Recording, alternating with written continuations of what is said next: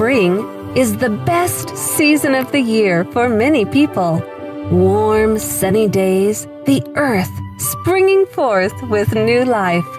Flowers, budding trees, baby animals, all seem to joyfully announce that the long, cold winter is over.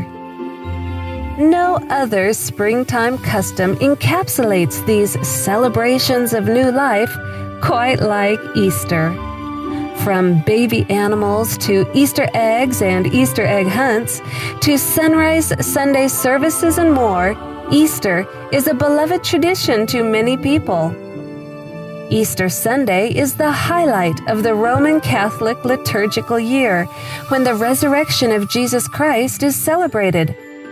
According to their catechism, Easter is not simply one feast among others, but the feast of feasts, the solemnity of solemnities, just as the Eucharist is the sacrament of sacraments, the great sacrament.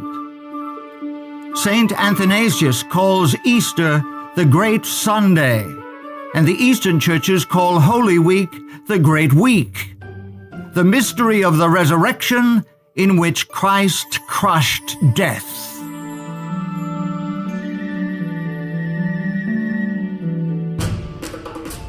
The origins of Easter, however, reveal that it flows directly from ancient paganism. Shortly after the flood, Nimrod re-established idolatry in the earth. After his death, Nimrod was promoted as the original sun god. His widow, Semiramis, was called the Queen of Heaven. Various cultures continued the idolatry of these original pagans under different names. To the Egyptians, Semiramis was Isis. To the Babylonians, she was Beltis, consort to the god Bel. To the Canaanites, she was Astarte. The Assyrians called her Ishtar. The worship of these goddesses involved occult fertility practices. These degrading rites were practiced even by the Israelites when in apostasy. Yahuwah clearly denounced any Israelite involvement in these pagan celebrations. Do you not see what they do in the cities of Judah and in the streets of Jerusalem? The children gather wood, the fathers kindle the fire, and the women knead their dough to make cakes for the Queen of Heaven. And they pour out drink offerings to other gods, that they may provoke me to anger. And he said to me, Turn again, and you will see greater abominations than they are doing. So he brought me to the door of the north gate of Yahuwah's house, and to my dismay, women were sitting there, weeping for Tammuz. Modern Easter has no basis in the pure religion of heaven. All of its traditions are pagan. Rabbits and dyed Easter eggs symbolize fertility. Hot cross buns were the cakes offered to the Queen of Heaven. The 40 days of weeping for Tammuz are now the 40 days of Lent leading up to Easter. Sunrise services were performed by pagan priests to honor the sun god. Celebration of Easter does not honor the death and resurrection of the Savior. Participation in pagan practices honors Satan. No amount of renaming it by Christian names can purify Easter of its pagan origins. Easter is much more than a pagan impostor pretending to be Christian, lurking behind the pretty facade. Easter is a cover-up for the greatest fraud of all time, a calendar change which hides the true day of the resurrection and the true seventh-day Sabbath. As the years passed and the first Christians died, paganism began to corrupt the once pure faith. The Church in Rome, greedy of ever greater power, sought ways to increase her influence. To conciliate the pagans to nominal Christianity, Rome, pursuing its usual policy, took measures to get the Christian and pagan festivals amalgamated, and by a complicated but skillful adjustment of the calendar, it was found no difficult matter in general to get paganism and Christianity, now far sunk in idolatry, in this as in so many other things, to shake hands. This change of the calendar in regard to Easter was attended with momentous consequences. It brought into the church the grossest corruption and the rankest superstition. This change of calendar also changed the day of worship. This is admitted by Roman Catholics, who point to it as the sign of their authority. Sunday is purely a creation of the Catholic Church. They, the Protestants, deem it their duty to keep the Sunday holy. Why? Because the Catholic Church tells them to do so. They have no other reason. The author of the Sunday law is the Catholic Church. One Catholic bishop went so far as to state, "It was the Catholic Church which made the law, obliging us to keep Sunday holy. The Church made this law long after the Bible was written. Hence the law is not in the Bible. The Catholic Church abolished not only the Sabbath, but all the other Jewish festivals." the Israelite festival, which was outlawed in favor of Easter, was Passover. All early Christians kept the feasts of Yahuwah as outlined in Leviticus 23. Paganized Christians still wanted to celebrate Easter, while apostolic Christians, still clinging to a pure faith, observed Passover. Since the 2nd century AD, there had been a divergence of opinion about the date for celebrating the Paschal, Easter, anniversary of the Lord's Passion, death, burial, and resurrection. The most ancient practice appears to have been to observe the 14th, the Passover date, 15th and 16th days of the lunar month, regardless of the day of the Julian week these dates might fall on from year to year.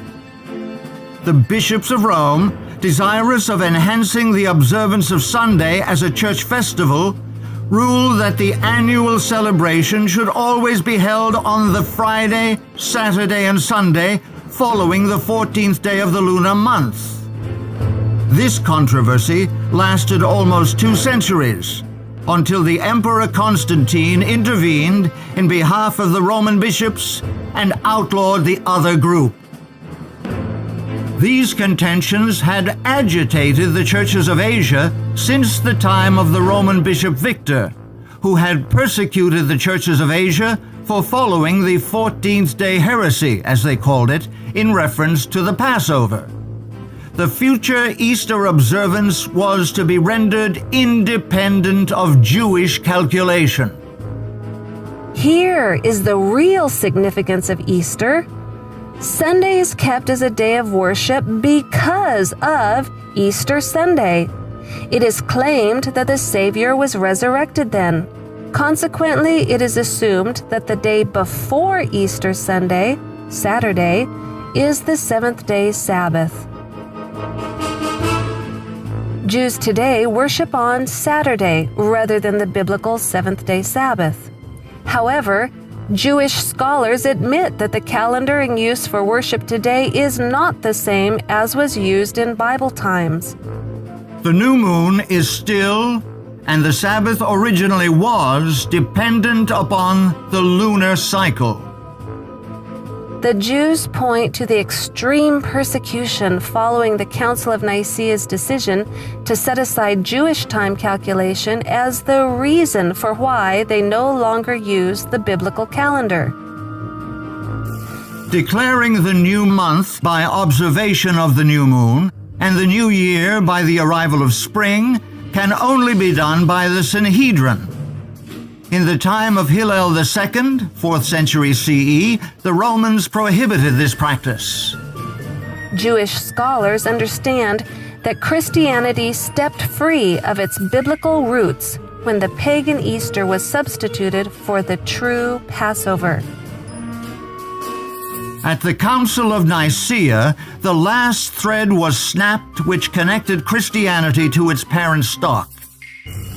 The festival of Easter had up till now been celebrated for the most part at the same time as the Jewish Passover, and indeed upon the days calculated and fixed by the Sanhedrin in Judea for its celebration. But in future its observance was to be rendered altogether independent of the Jewish calendar.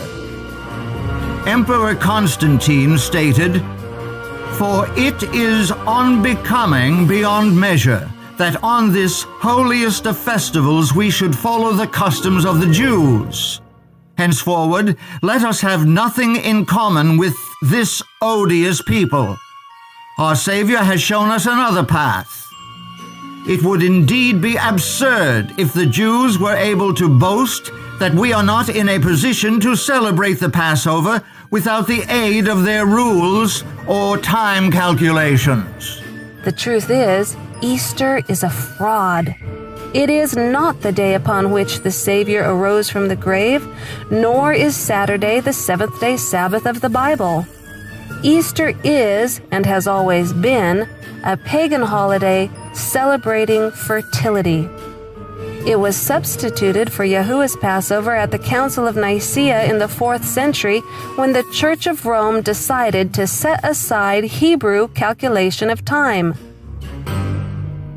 Now, in this last generation, truth is to be restored. All who wish to express their gratitude for the death of their Savior will commemorate it on the day upon which he died, Passover. This can only be calculated by the original calendar of creation. Any other observance gives honor to Satan, the one who has set himself up in opposition to heaven.